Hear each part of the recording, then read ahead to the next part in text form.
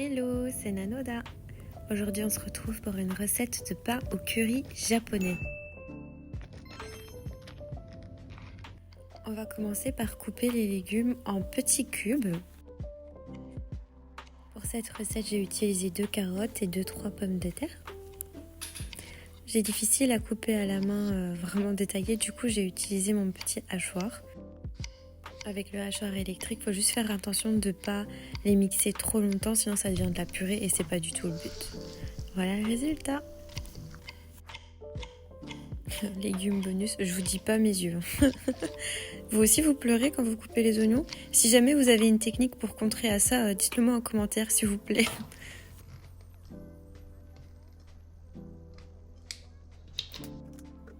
Donc ici on va commencer par faire rissoler les oignons dans de l'huile. Une fois que les oignons sont translucides, vous allez ajouter la viande, assaisonner et la laisser colorer légèrement.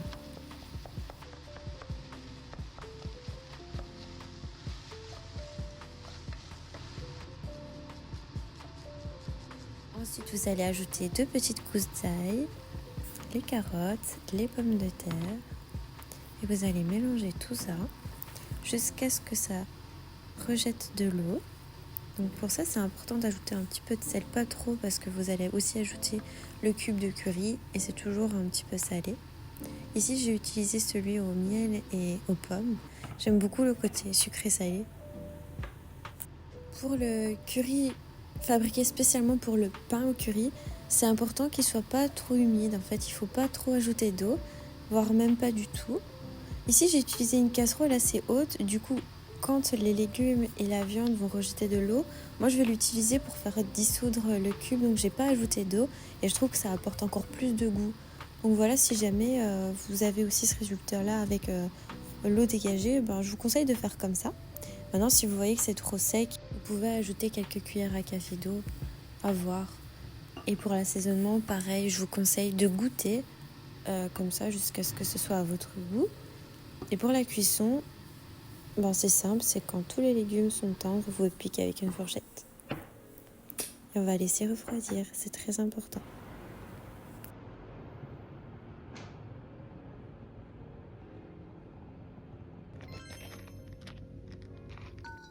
Vous allez ajouter tous les éléments liquides d'abord, ensuite les éléments secs. Ça va permettre à la pâte de moins coller dans la cuve.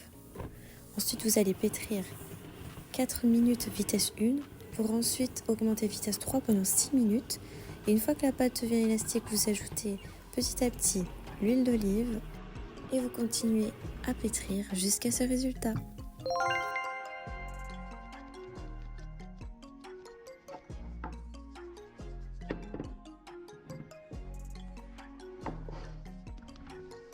Ici, on va bouler la pâte et on va la laisser pousser 1 heure.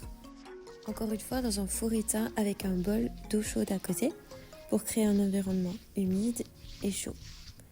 Pas plus de 28 degrés. Et vous attendez que ça double de volume. Et voilà le résultat. Ça, c'est vraiment mon moment préféré. Je le dirais, je crois, à chaque fois. C'est tellement plaisant de toucher la pâte qui a bien poussé. On dirait toujours un petit nuage. Et regardez ça. Le gluten, c'est vraiment bien formé. Tellement qu'on peut jouer de la guitare dessus.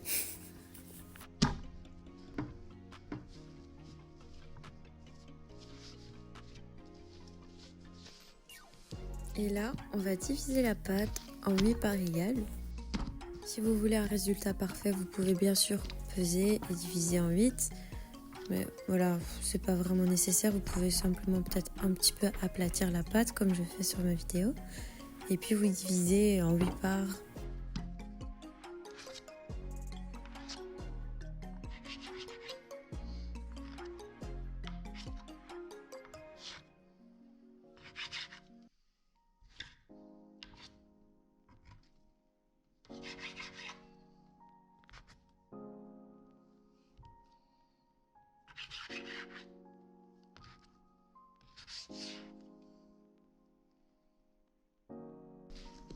On dirait pas des paires de pizza? Et voilà, on va faire 8 petites boules qu'on va mettre de côté. En attendant la suite.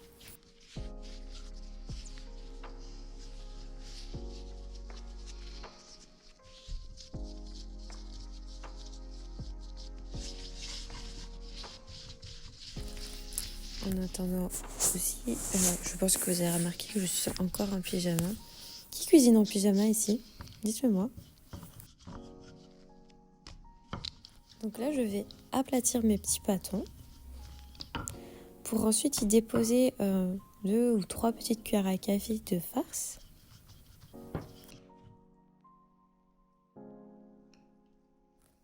On prend garde de ne pas le mettre trop sur les bords parce que ça risque d'humidifier les bords de la pâte et puis de ne pas coller et de s'ouvrir à la cuisson.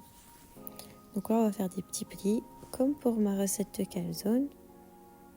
Sauf que là, vous faites les petits plis et ensuite vous allez rouler légèrement le petit pâton pour lui donner la petite forme de pain légèrement allongé. Et voilà, je vais déposer sur une petite feuille de cuisson que j'ai préalablement coupée parce que ce sera beaucoup plus facile à transporter et à déposer dans l'huile sans trop abîmer la forme du petit pain. Et là, on va passer à la panure.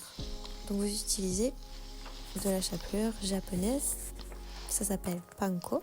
Donc, si jamais vous en trouvez pas, c'est pas trop grave, vous pouvez utiliser de la chapelure traditionnelle, mais il y a ce petit côté croustillant en plus, la chapelure est un peu plus épaisse et puis c'est tellement joli. Vous allez légèrement fariner votre pâton, le tremper dans l'œuf et ensuite dans la chapelure.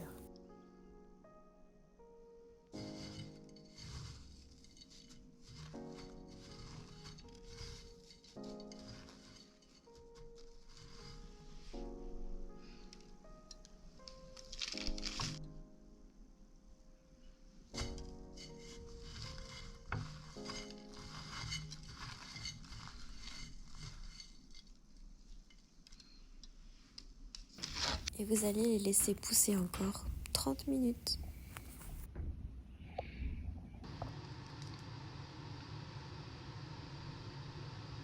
J'ai laissé chauffer mon huile à presque 170-180 degrés et je vais y déposer mes petits pains. Vous allez les cuire jusqu'à ce que ça devienne légèrement doré.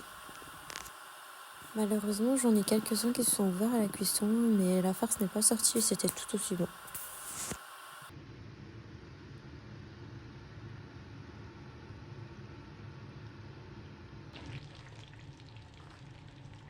Et là, on obtient une belle couleur.